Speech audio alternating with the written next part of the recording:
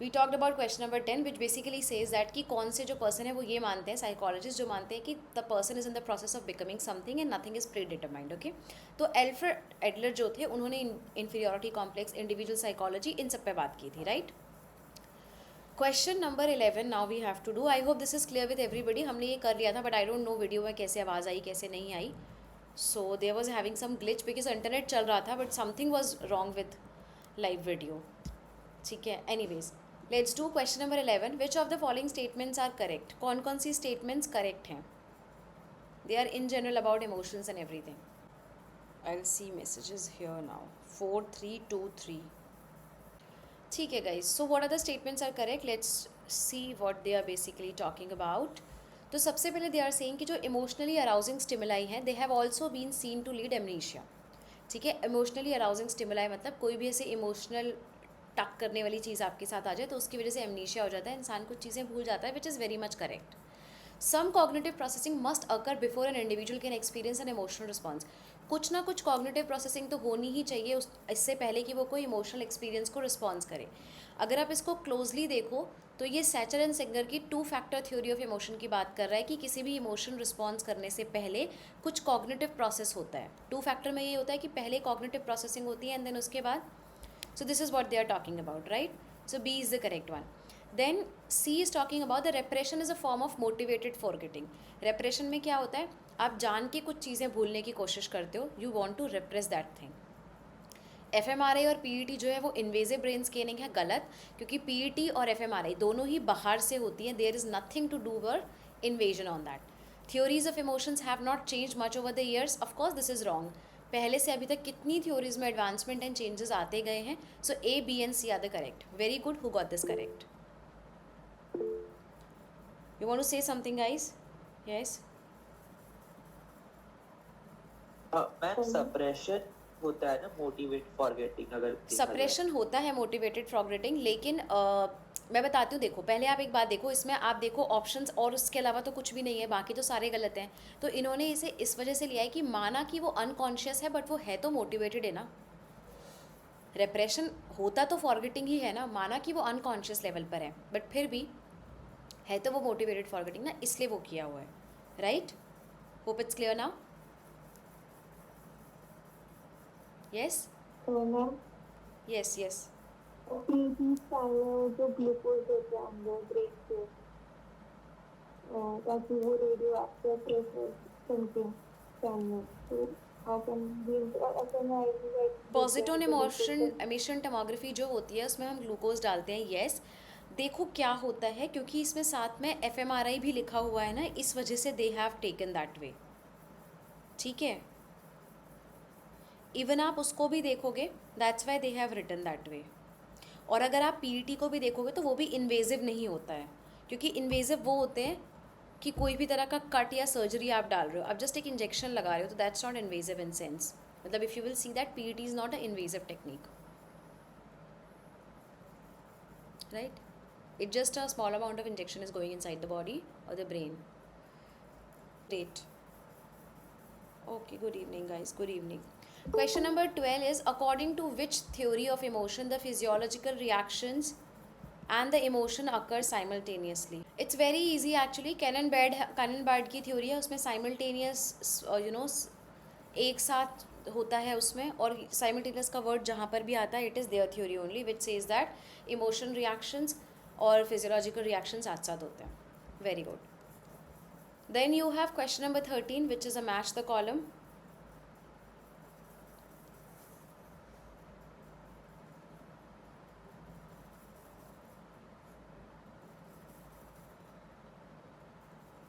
Guys Hindi में जो कर रहे हैं वो देख लेना, ऑप्शन थोड़े उल्टे कॉपी हुए हैं यहाँ पे. It's 4 3 1 2.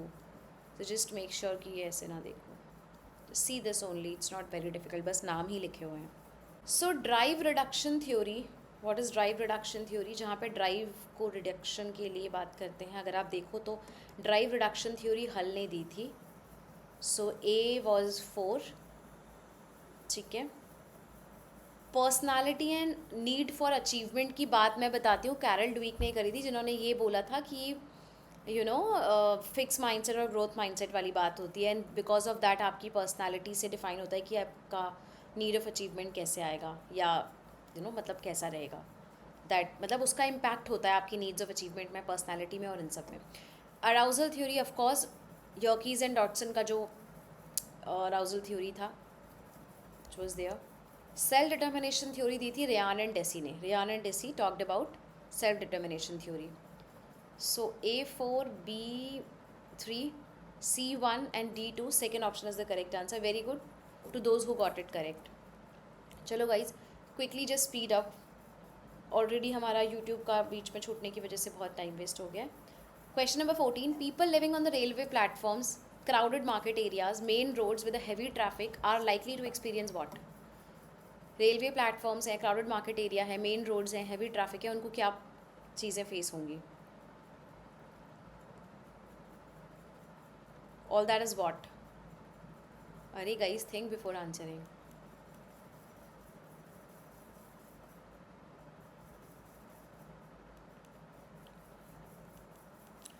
Only one got it right. Anthropogenic. Anthro is what?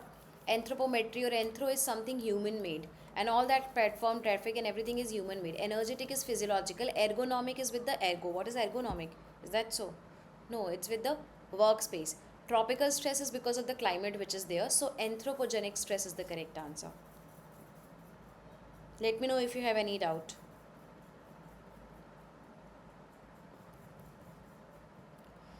Okay, now we have a comprehension also. Motivation is the driving force behind human activities. Researchers identified 3 components of motivation. Motivation originates externally or internally, defined by action or non-action, and can be categorized as extrinsic, identified, intrinsic, or introjected. One of the cause of flow motivation is just because an approach or a method worked for someone else does not mean that it will work for you also. Okay. Self-determination theory is built on the idea that people are actively motivated to pursue their goals, because of course self-determination है कि मेरा determination है. तो आपको बताना है कि intrinsic motivation के components क्या होते हैं. किसके intrinsic motivation के? What are the components of intrinsic motivation?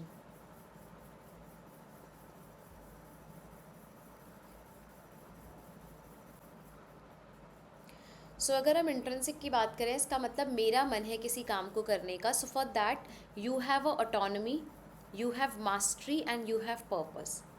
This is important. Tendency का कुछ नहीं है.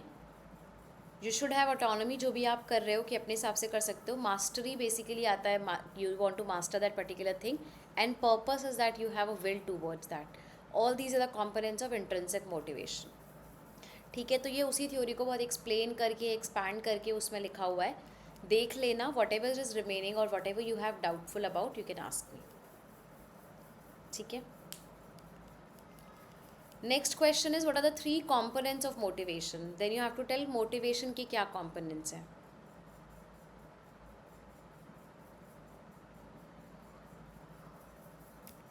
आई think we have done about this, done something about this. कुछ तो किया था हमने कि कॉम्पोनेंट्स ऑफ मोटिवेशन क्या है.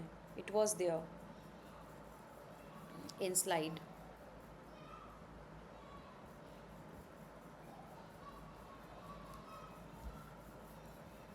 गाइज ये तो किया था हमने.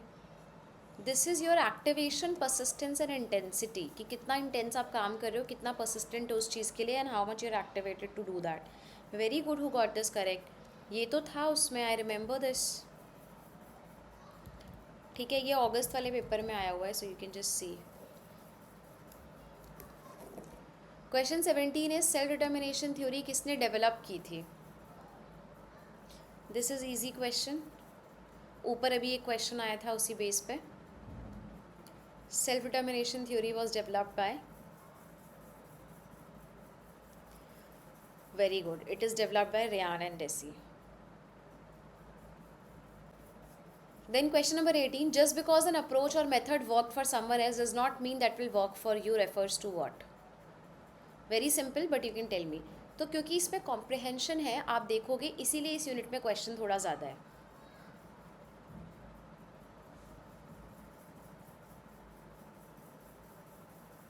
ये डायरेक्ट है ना कि आपके लिए कोई चीज़ वर्क करी, ज़रूरी नहीं है वो मेरे लिए वर्क करे. That means there is no common approach for all. We can do different things. आप किसी और चीज़ से काम कर सकते हो, मैं किसी और से कर सकती हूँ. So that there is no common approach for all. Right. I think the last question for this, introjected motivation में क्या होता है. आप देखो मोटिवेशन था, उसके बीच में इंटरनल एक्सेल था. जो इंट्रोजेक्टेड है वो किस साइड आता है.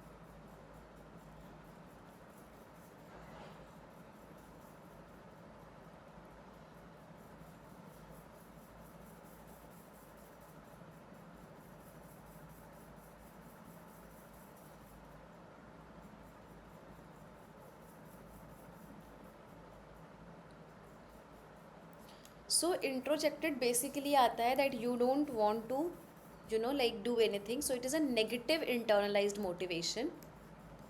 ठीक है, negative internalization that you don't want to work on that, right?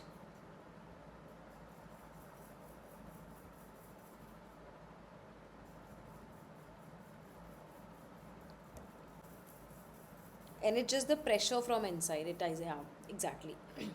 It's a pressure from inside. ठीक है, एक बार इस थ्योरी को देख लेना guys. We can also read the theory again. इस पर वो आया हुआ है, तो that's why they have asked very detailed question about this. Then we have, okay, किसी को डाउट है इसमें? Unit more have application questions. Yeah that's good. No. So why it is saying that, मैं थोड़ा सा एक्सप्लेन करती हूँ हिंदी में. ये इसीलिए कह रहे हैं because it is that you are not doing it for the enjoyment और for your own happiness. It is just you are doing that कि कोई मुझे बुरा ना कहे. That's why I am doing it. That's why it's a negative internalize. Means you are not doing it for the pleasure in something good कि मुझे अच्छा लग रहा है, but you are doing it कि भाई मुझे करना है बिकॉज कोई मुझे कुछ ना कहे. That's why it's a negative internalised. Right. Okay guys. Then we have question number 20. Which of the following statements are correct and internal? Okay. General statements हैं बहुत सारी. You have to tell कि कौन सी statement correct है. तो मतलब 3 ही statement correct हैं बस.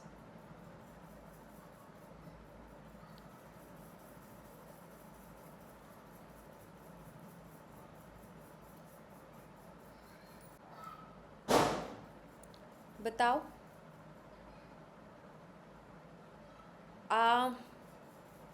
ओके. इसके वैसे कुछ तरीका है. एक तरीका ये है, मतलब मैंने जो किया, even before I know the answer, मेरे को नहीं पता था, बट मैंने देखा कि इसमें कौन कौन सी चीज़ें रिपीट हुई हैं. तो आई सेड सी कि यार बी तो एक ही बार हुआ है, let just go for B. तो मैंने बी पढ़ा. तो stress function as a motivator, which is very right. Stress होता है तभी आप मोटिवेट होते हो काम के लिए एट अ ऑप्टिमल लेवल. तो बी तो होगा ही होगा. That's true. मतलब बी इज़ देयर. ठीक है. So which actually gives me somewhat my answer. मुझे नहीं आंसर पता तब भी मैंने, दिस वाज माय अप्रोच. जो आप करते हो तो आपको समझ आता है. Internal locus of control enhance the perception of stress. ऐसा कुछ नहीं है कि वो उसका वो करेगा या उसको इन्हांस करेगा परसेप्शन ऑफ स्ट्रेस को. इंटरनल लोकस ऑफ कंट्रोल का मतलब बस ये है कि आपको लगता है कि मेरे कंट्रोल में कोई चीज़ है, मैं उस काम को हैंडल कर सकता हूँ या कर सकती हूँ. Behavioral indicators of stress in children are seen in cognitive abilities, social competence and academic performance. ये चीज़ है कि हाँ, जो बिहेवियरल इंडिकेटर्स हैं स्ट्रेस के, कि बच्चे को अगर स्ट्रेस हो रहा है तो उसके बिहेवियर में दिखेगा. तो क्या होगा, उसकी कॉग्निटिव एबिलिटीज़ ख़राब होंगी, सोशल कॉम्पिटेंस में इम्पैक्ट आएगा और एकेडमिक परफॉर्मेंस में भी इशू होगा. ठीक है. उसके बाद रेजिस्टेंस स्टेट जो गैस मॉडल की है, उसमें physiological arousal peaks to an all time high. ठीक है. तो ऐसा नहीं है ऑल टाइम हाई. उसमें बेसिकली वो ट्राई करते हैं कि वो एक एक नॉर्मल लेवल पे रहें. जो पीक वाला है वो स्टार्ट होता है and then they try to just be at normal. Neglect, victimization and physical assault constitute toxic stress for children. Of course they do. So somewhat we will give you B, C and E and you have to choose the most correct option. So this is the correct answer. So very good who got this correct. Who did not, please look into the question again. Right?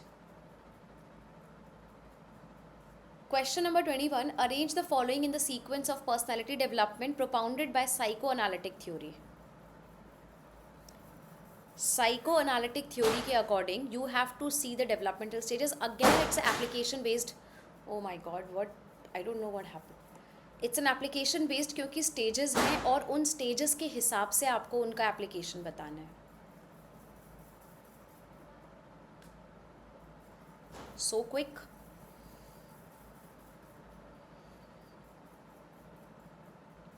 So you can just see for first and last, सबसे पहले क्या है, child enjoys breastfeeding and put everything in their mouth, which is the first stage, which is known as your oral stage. Oral stage में क्या होता है, उन्हें हर चीज़ अपने मुंह में डालनी है. सो ओनली यही ऑप्शंस हो सकते हैं, बाकी नहीं हो सकते, right. After that you have what, after that you have children refuse to defecate in the toilet while some hold back the faeces. तो ये आपका एनल स्टेज है, आपका टॉयलेट ट्रेनिंग वाला स्टेज है, ठीक है. Then you have children are found to play in their play with their genital organs, जो फैलिक स्टेज है, they play with that, they explore. And then you have children develop interest in the opposite sex, which is a like, what is that is the genital stage, right? Yeah. So BADC, जो adolescent वाली stage है.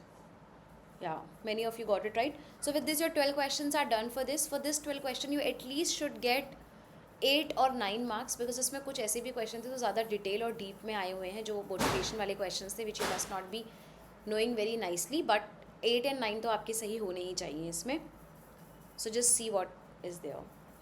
Last we have last 10 questions for the December वाला exam का, so we'll do that.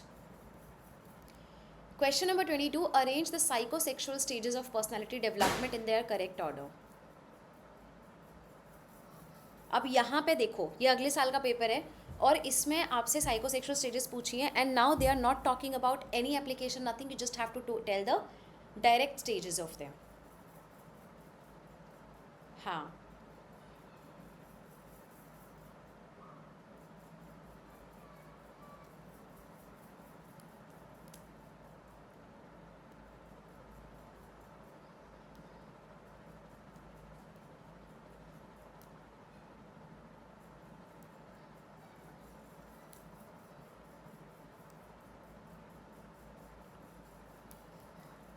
yeah, it's very simple actually, starting from oral, then anal, then phallic, then latency, and then genital.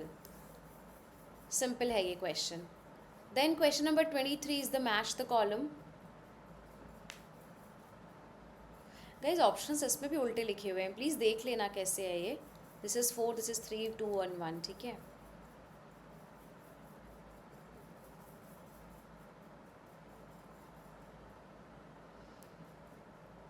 So you have theories and following that their definitions.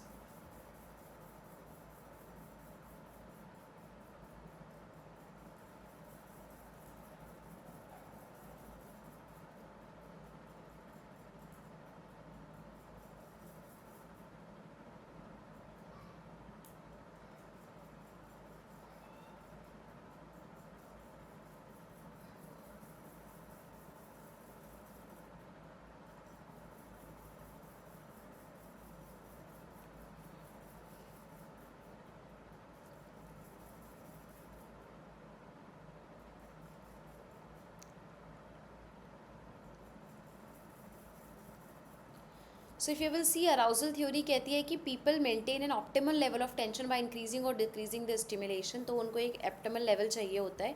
So B you will be a 3.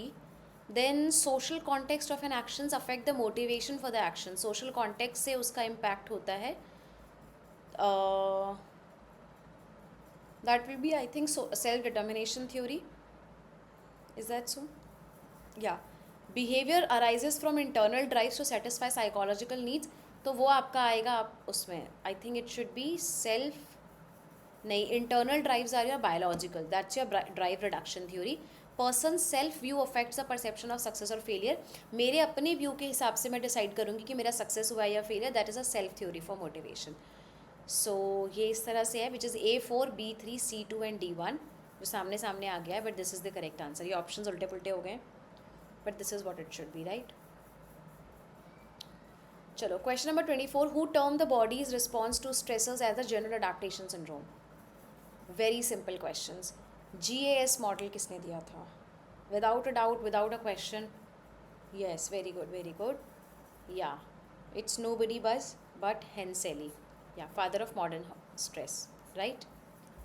Question number 25, traits that are influential but only within a narrow range of situations such as liking chocolates etcetera. कौन से traits होते हैं वो जिसमें जैसे liking chocolate और ये वाले ट्रेट्स आते हैं?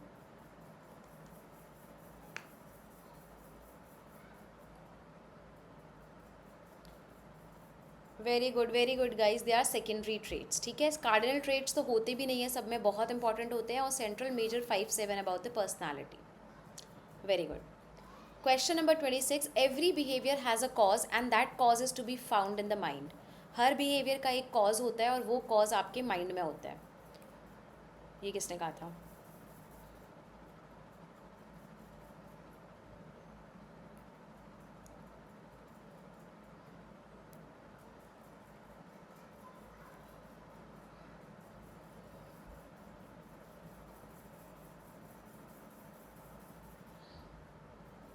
तो एक्चुअली इन्होंने माइंड की इसकी बात करी है कि आपके माइंड में होता है, एवरी बिहेवियर्स इंडिविजुअल वाली बात है, तो इसमें आपका कलेक्टिव अनकॉन्शियस नहीं होगा, it will be your psychic determinism by Freud who said that कि आपके माइंड के हिसाब से डिसाइड होता है कि आप क्या करोगे, ठीक है। डिटर्मिनिज्म मतलब कि आपका माइंड डिटरमाइन करता है that what you are going to think, right. Question number 27 is talking about according to Deci and Rayan's self-determination theory. So you can say that कि Rayan and Deci से बहुत सारे questions आए हैं, तो next time इस theory को और थोड़ा डिटेल में पढ़ लेना, और कुछ रह गया तो उसको और कर लेना, ठीक है। Make notes and see if there is anything left, let me know also. So यहाँ पर भी Rayan and Deci के theory से questions आए हैं कि कौन कौन सी statements theory के according correct है।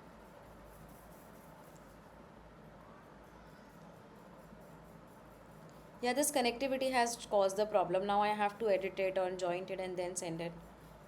अच्छा खासा we could have just do the whole class in one session only.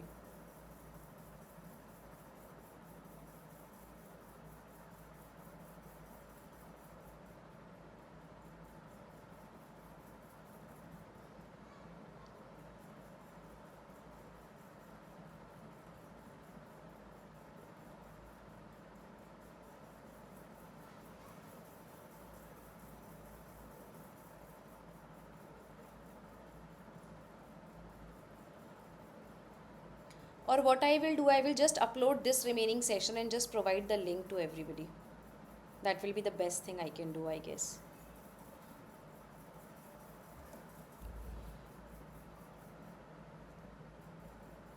Okay, chalo kare. So first is you have people have inclination towards spontaneous interest, mastery and exploration. Okay, that's true according to that because they want to see the things. Next, intrinsic motivation occurs when needs for importance and autonomy are satisfied. क्योंकि intrinsic obviously वो है कि जो आपके लिए autonomy important है, वो किसी और से आपको कोई मतलब नहीं है उस चीज़ का. The theory explain the genesis of needs.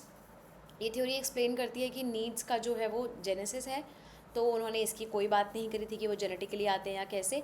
Intrinsic motivation is strengthen by goals, deadlines and directives. Of course not, because वो सेल्फ डिटर्मिनेशन है, तो उसमें गोल्स एंड डायरेक्टिव्स का उतना बड़ा रोल नहीं है. और of course it's a intrinsic, तो बिल्कुल भी नहीं है, ठीक है.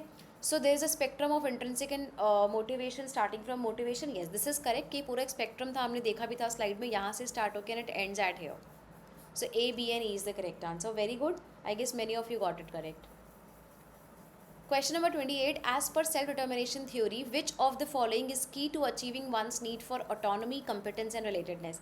आप देख रहे हो same question, sorry same paper में नेक्स्ट क्वेश्चन सेम थ्योरी से आया हुआ है कि सेल्फ डिटर्मिनेशन थ्योरी के अकॉर्डिंग कौन सी चीज़ें इंपॉर्टेंट होती हैं to achieve all this things. So you can see that this theory is very much important. हो सकता है कि नेक्स्ट एग्जाम में कोई भी क्वेश्चन ना आए, और हो सकता है कि कोई और क्वेश्चन आ भी जाए. So I think you should prepare for कि आ सकता है. तो do this theory nicely and don't like just ignore this, okay?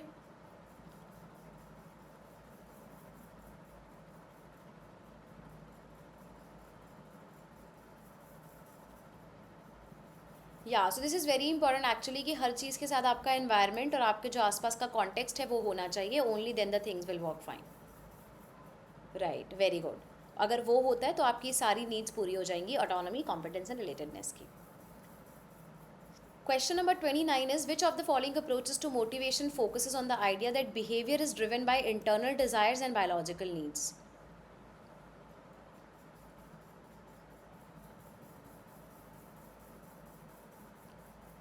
कौन सी अप्रोच ये कहती है कि बायोलॉजिकल नीड्स या इंटरनल डिज़ायर से आता है motivation? Very simple. Of course cognitive नहीं कहेगी, इंसेंटिव रिवॉर्ड है वो भी नहीं करेगा. इंस्टिंक्ट में आप कंफ्यूज हो सकते हो, but instinct is not that, they are drive theories. They drive you towards food, water, या जो भी चीज़ें आपकी अंदर से रिक्वायरमेंट है उस हिसाब से.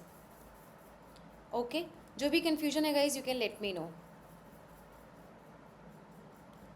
Question number 30. Arrange the following phases of basic motivation processes in order of their occurrence. Okay, motivation process बताना है अक्यूरेंस के हिसाब से कि हमने किया है. मैंने आपको वो देखा था यूजीसी नेट वाला साइकिल में भी पूरा एक्सप्लेन किया था, if you remember. Take 15 seconds and tell me.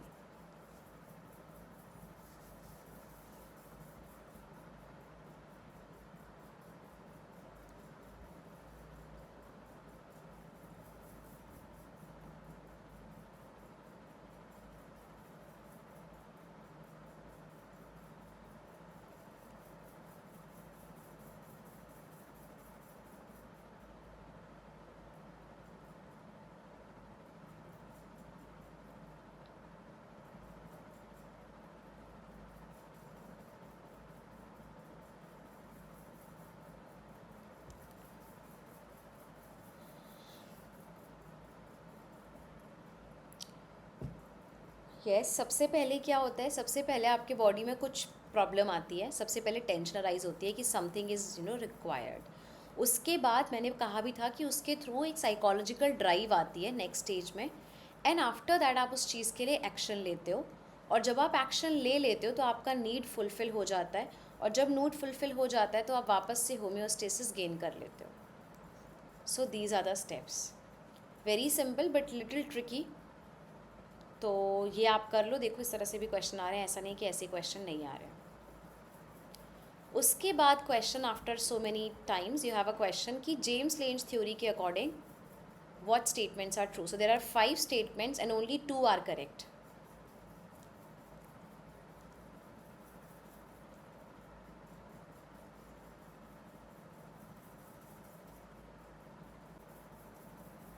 Take your time.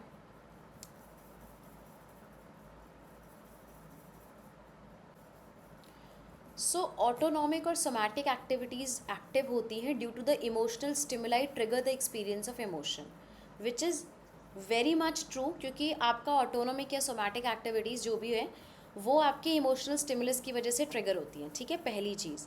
Experience of emotion triggers the autonomic reactions. ऐसा नहीं है, पहले एक्टिविटीज़ होती हैं उसके बाद आप डिसाइड करते हो कि आपको वो हो रहा है. तो ये उल्टी बात है. तो ऑफकोर्स अगर ए सही है तो बी तो सही नहीं हो सकता.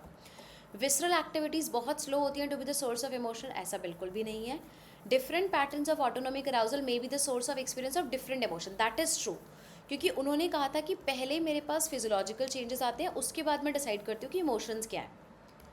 तो ऑफकोर्स डिफरेंट तरह के अराउजल्स मुझे डिफरेंट तरह के इमोशंस दिखाएंगे. Context is important to interpret the experience. उन्होंने ये बात करी नहीं थी. उन्होंने कॉन्टेक्स्ट की बात नहीं करी थी कि उसकी वजह से होता है. वो कॉग्निशन वाला बात बाद में थ्योरीज में आया. पहले सिर्फ ये था कि फिजियोलॉजिकल की वजह से इमोशंस आता है. ठीक है, I hope this is clear. Then you have question number 32 which is according to Allport's classification what is the correct sequence of the development of proprium. ये लास्ट क्वेश्चन है, क्वेश्चन नंबर 32. 10 क्वेश्चंस में से अगर आपके 7 भी correct है तो you are doing good. ये आपको बताने स्टेजेस मतलब सारे ही हैं, बस इसके ऊपर नीचे आपको सीरियल नंबर देखना है.